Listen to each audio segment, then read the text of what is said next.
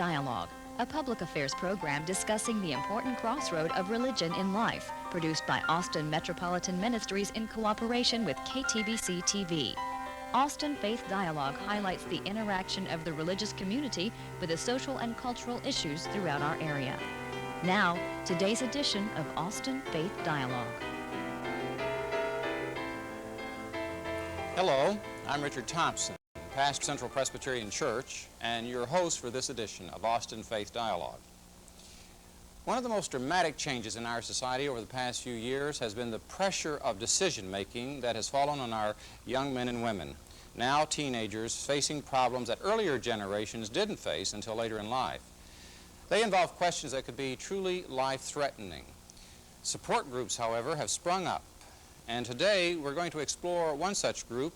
It's the True Love Waits campaign, which asks young adults to sign a commitment card pledging a sex-free existence until marriage. Before we introduce our guests, here is a short look at a promotional tape that explains the group.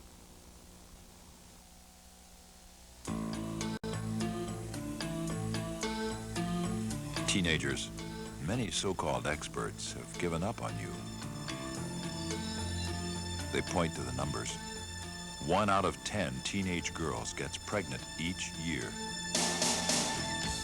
Of the 1.1 million pregnancies each year, almost 500,000 end in abortions. AIDS has become the 6th leading cause of death among teenagers, and that number is rising.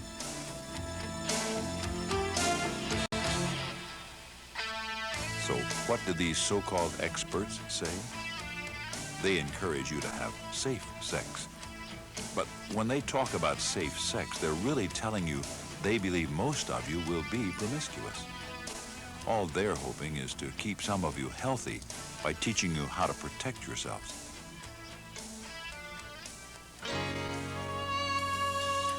Tens of thousands of teenagers all across America are proving the experts wrong.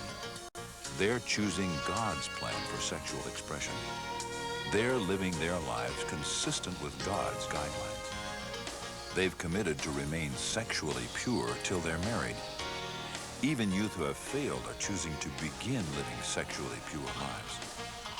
True love is important to teenagers. Many of you are discovering that true love is a powerful motivation towards sexual purity.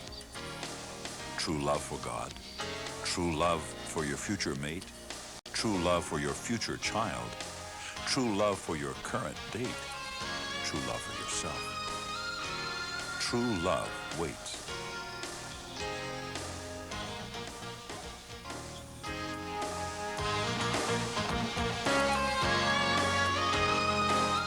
The excitement of this campaign has now spread far beyond Southern Baptist. The other Christian organizations and denominations that have joined us have said, yes, we feel like together we can make a stronger statement than any one of us can make alone. So the new dream is this. On July the 29th, a Friday, Christian organizations will there meet us with signed covenants to sexual purity. We are praying and hoping for 500,000, 500,000 signed covenants from young people representing a variety of Christian backgrounds and organizations, all saying to the nation the same day, we believe in God's plan for sexual abstinence until the day of marriage. With us in the studio today is David Love, the youth minister for Congress Avenue Baptist Church, and also 2 young people who have signed the commitment card. They're Sarah Beard, a junior at Austin Bowie High, and Alan Gowdy, a junior at the Hyde Park Baptist School. We welcome all you folks. Thank you. And Sarah, I would like to have you start, if you would, please, just to give us a little bit of an indication of what led you to become part of True Love Waits. Well, I heard about the campaign through my church and through David, who instigated the campaign at our church.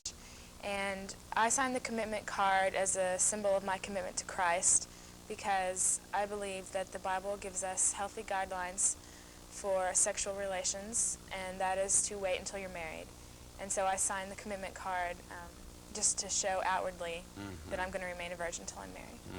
Show how serious you are about that commitment. What about you, Alan? What brought you to join the group? Well, it's basically the same thing as Sarah. It's my commitment to God. And also there's all these so-called experts out there that say we can't control ourselves and we can't control our hormones. And I just want to show them that I can control myself. You're going to prove the experts wrong, huh? Mm-hmm. Okay. And how did you happen to, as a pastor, to come to, help organize this and get young folks like this into it? Southern Baptists have a pretty good network and communication between all our churches, and I think this just kind of was birthed in some people's minds and hearts who work with our churches, and it just spread like wildfire, the idea, and was announced to the whole Southern Baptist Convention, 38,000 churches this past summer at our national convention in Houston. Mm-hmm. So in a way, this is no more than a year old. Well, really less than a year. In fact, the campaign will culminate this coming summer, the last Friday of July, on the Washington Mall, and that will only be like 13 months from when it was first announced. Right, that featured that in that video, and I think that it shows it's almost become the most intimate of all relationships, person-sexual relationships, becomes a public movement. And it seems to me maybe one of the reasons it's caught hold so quickly is that there has been sort of an underlying assumption that, from the time of the sexual revolution that, everybody's doing it. And what it seems to me you were saying, Sarah, that you're going to be one of the people that say, well, you're going to challenge that assumption. I don't think that necessarily everybody is doing it, because this commitment is just an outward sign. I had already made the commitment in my own heart and in my own life, and I think there are a lot of Christian young people and even non-Christian young people who have decided to remain abstinent until marriage. It's, in this day and age, it's just simply more practical, even if you don't have a religious basis for it. Mm-hmm. It's still more practical with the diseases we face today. Yeah, that's what occurs to me. Let's say someone doesn't have any church connection at all, but the AIDS crisis, it seems to me, has created a whole new climate in which abstinence begins to make a lot of sense, even if you don't see any particular connection to the Bible about it. And have you found that there are sort of those outside the church who are saying, if I don't have to sign a pledge card to become a Baptist, I'll still take part in your in this campaign?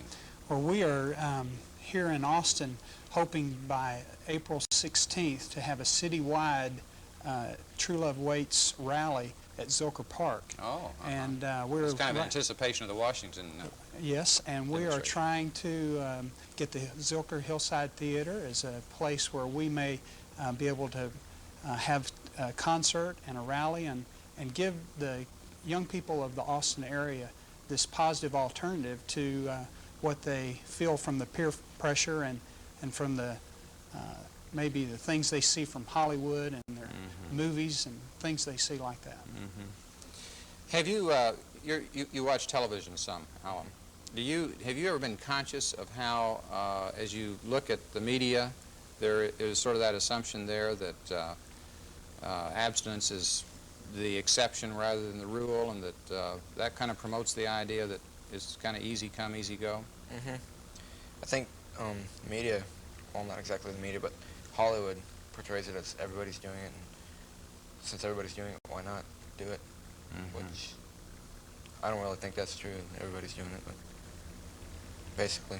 Very rarely do you see a film that shows a loving relationship that is expressed by what's not done as well as by what is done. And I think a lot of times on TV and in movies, I don't even know if I have seen a movie where a couple waits until they're married. It just seems rare. I hear people my age who say, well, I'm not going to have sex right now and I'm 15 or 16, but when I'm 25 or 21 or whatever, they have this set age in their mind where they think they're mature enough. And I don't even agree with that statement. I think that sex is not a question of maturity. It's a commitment. And it's not just for physical pleasure. I mean, God designed it to be something to share, and it's something beautiful that you shouldn't be ashamed of, but it's also something that is only designed for marriage. That's an interesting point of view, because there are cultures in the world where they don't have the same standards as we do. That it's just more or less thought that there would be marital or premarital relationships without waiting. And what's your thought about how that's different in other cultures? Are we to kind of think that maybe they should come around to our point of view, or how do you look at that? Well, I'm not really sure about other cultures. I'm just basing my beliefs on what the Bible says, because it is God's word, and that's what he intended. When he created man, that's what he intended for them to leave their individual families and unite as one, and that sex is not for any other time. So you're speaking from your standpoint in Right. terms of what the biblical authority. How do you, as a pastor, communicate to these young folks that, you know, this is part of your tradition and part of your values, but how would you have them relate to others who don't share those values?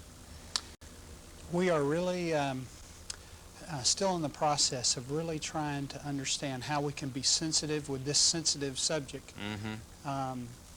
We want to just express to the young people that this is the best thing for them, the best thing for their future. And so it is a very sensitive subject, touchy subject, and we are, in our church, we talked to our young people first and pretty much said, here's the campaign, here's the information. And we had the young people and the parents and together, and we said, how can we influence our community, and how can we communicate this to our church and our young people? And so we're really trying to go at it the best way we know how, from as much input from young people and parents. So I guess the parents provide important support for this support group. I mean, do your folks, they know that you're into this, and how do they feel about it? I think it's great. They like it, and they're glad that I'm in it. I think it gives my parents, and probably most parents, feeling of security, because they know they can trust their child when they go out on a date or whatever it is that they're doing. They can trust their child because they know they've made this commitment. So I think it gives them security. It was a wonderful weekend in our church just a few months ago when we introduced this, to see families' discussion and interaction, to see the young people, just a deep sense of unity among the young people, because it was like, okay, it's out in the open. This issue is out in the open, and let's all pull together. And it was a wonderful weekend when we introduced this to our church, and we are hoping in the next few months and weeks to see if we can make a climactic effort in our community with this campaign. I suspect you got a certain momentum going on this too. In other words, if this is quick to take off across the country and locally and word spreads, then it seems to me didn't you tell me before the show there are a dozen or so denominations that are relating to it? It was really birthed and dreamed in the heart of some Southern Baptist leaders. But since that time, over 16 denominations and student organizations like Youth for Christ, Fellowship of Christian Athletes, and other student organizations have said that they would like to participate in this. Just in November, at the National Council for the Catholic Youth, the Catholics, as an organization, as a denomination, have said that they would like to participate. And how exciting that will be, as in their churches, 19,000 parishes, there are supposedly like 10 million teenagers just in their being the largest You're addressing a large number of people that way. Well, we're going to have to cease addressing one another here for a few minutes while we pause to take a short break, but we'll be right back.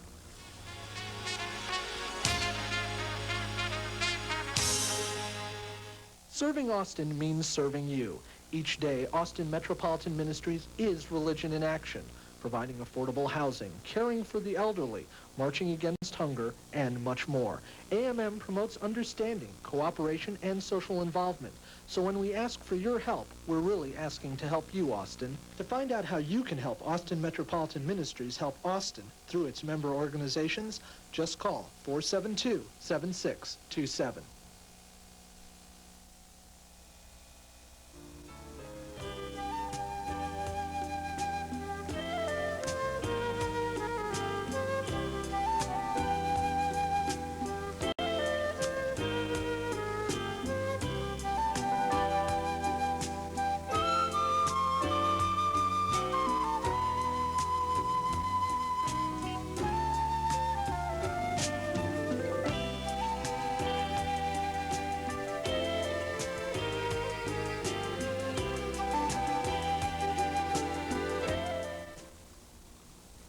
Welcome back to Austin Faith Dialogue, and today our subject is True Love Waits. It's a program with young people that we're privileged to have David Love from the Congress Avenue Baptist Church, Sarah Beard from that same church and Bowie High School, and Alan Gowdy from Hyde Park Baptist Church. I think that just to continue what we were doing earlier in the show would be helped if we looked at the copy of your newsletter. We have prepared that for viewers to see, just to show how well organized you are. You've got your logo, and you've got this campaign that's coming up in Washington, and during the break you were telling me, David, that New Year's Eve you had 2,000 young people at some kind of a party that they showed a video with a song with that title? Right. This is the 5th year in a row that Austin Baptist Association, the churches of Austin Baptist Association, have sponsored a New Year's Eve lock-in, an event. They've rented out North Cross Mall, had 5 theaters, 3 bowling alleys, just an exciting event. And this year, to help launch the True Love Waits campaign in this area, they gave a special tape of Christian contemporary music along the themes of True Love Waits. They gave one of those to each young person and a special T-shirt for the True Love Waits campaign. Well, I understand you all didn't get to go to that, and No. so maybe they'll have to do a rerun on that. And Alan, I'd like to just do a little comparison here with you're being in Hyde Park Baptist School, which is a denominational school. Sarah, you're in a public school, secular setting. The difference in peer pressure when it comes to if people get the word that you've signed up for True Love Waits, if anybody gives you a hard time about that. Well, I don't really get a hard time about it, but I mean, kids are kids all over the place. It's the same things happen. And people that I hang around with, if they knew about it, they would do it. If their churches had this campaign, they would certainly join up. But I don't really get that much peer pressure from it.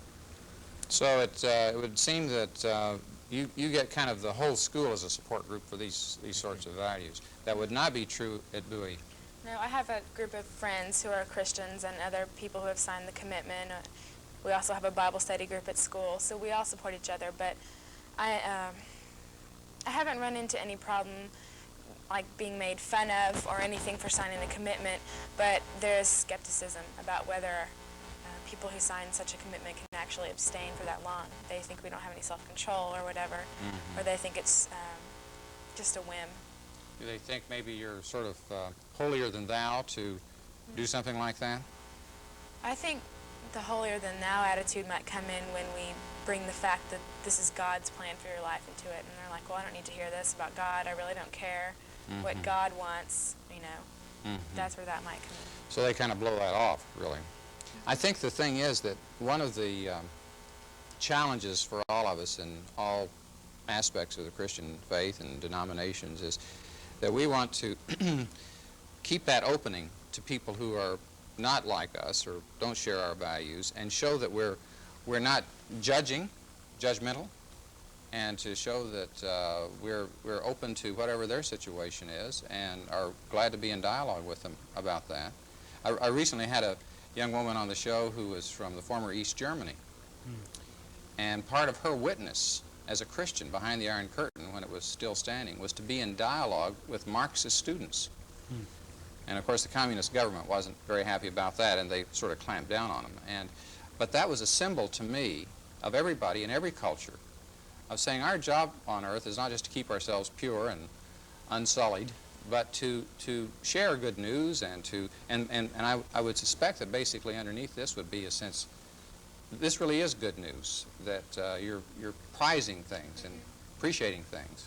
What comes to my mind is the verse that says you are to be salt and light.